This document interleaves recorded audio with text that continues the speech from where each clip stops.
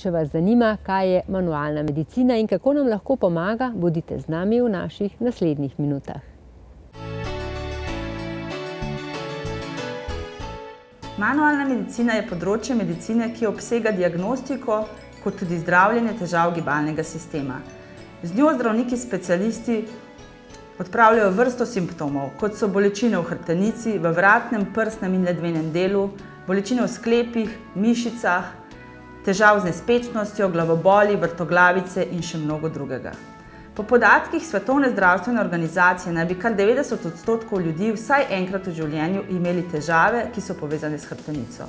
Vzroki zanje so različni, prednjačijo pa predvsem obrambne spremembe, razvojne posebnosti, na katere žal nimamo vpliva, in pa napačna, predvsem prisiljena drža. Dejstvo, ki temelji na podatkih specialistov, nevrologov in ortopedov, je, da naj bi vsak tretji Slovenec imel težave z spremembami v ledvenem delu hrbtenice, vsaka tretja Slovenka pa naj bi imela bolečine v vratu in s tem povezane težave.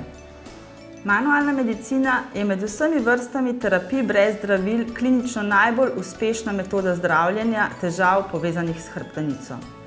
Prijemi manualne medicine so na nek način podobni masažnim, vendar z njimi dosežemo tudi globje mišice in tkiva, ki jih z masažnimi prijemi ne moremo doseči.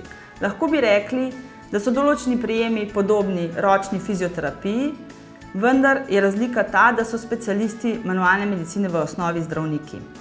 Manualna medicina je priznana kot uradna veja medicine, vendar le pod pogojem, da jo izvaja zdravnik, ki je opravil predhodno specializacijo iz nevrologije, ortopedije ali fiziatrije. Veliko ljudi jo še vedno zamenjuje za kiropraktiko, ki ima bolj direktne prijeme, bolj grobe prijeme, največja razlika pa je ta, da kiropraktiki niso zdravniki. Zdravnik specialist v prvem pregledu opravi pregled celotne zdravstvene dokumentacije, se pogovori s pacientom o težavah, opravi klinični pregled, ki se stoji iz ocene drže, gibanja, preverijo se mišice in vezi z otipavanjem, opravi nevrološki pregled in tako naprej. Po končanem pregledu se zdravnik odloči za zdravljenje oziroma pacienta pošlje na dodatne preiskave.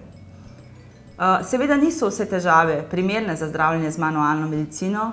V tem primeru pacientu olajšamo pot do nasvetov drugih strokovnjakov iz drugih področij. V podjetju Mogi smo prvi s pomočjo dr. Zmaga Turka iz Splošne bolnišnice Maribor povabili k sodelovanju specialista manualne medicine, da bi te tehnike predstavil slovenski strokovni in širši javnosti. Tako smo prvega zdravnika v našem podjetju zaposlili pred 22 leti. Naši zdravniki prihajajo iz Rusije oziroma Belorusije, kjer so tudi najbolj napredni centri za manualno medicino v svetu. Odprli smo prvo ordinacijo v Ljubljani, tej je čez nekaj let sledil Maribor.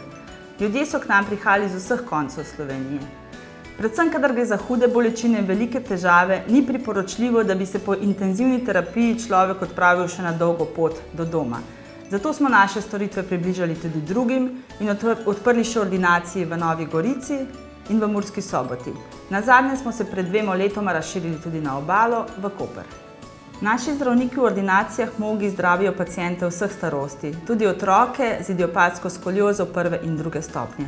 Največ pacientov je starih med 45 in 65 leti. Želimo si, da bi bilo drugače. Namreč ljudje imajo veliko težav že več let, tudi več kot 10 let. Te težave so zastarane in zdravljenje je bistveno bolj težko in zahteva dalj časa. Veliko je prisiljene drže, predvsem pri mlajših moških opažamo veliko športnih poškodb. Dejansko so v modi ekstremni športi in pretiravanje z njimi. To pretiravanje nas vodi v poškodbe skeleta, mišic, predvsem pa tudi vodi v prezgodnjo obrabo hrustanca.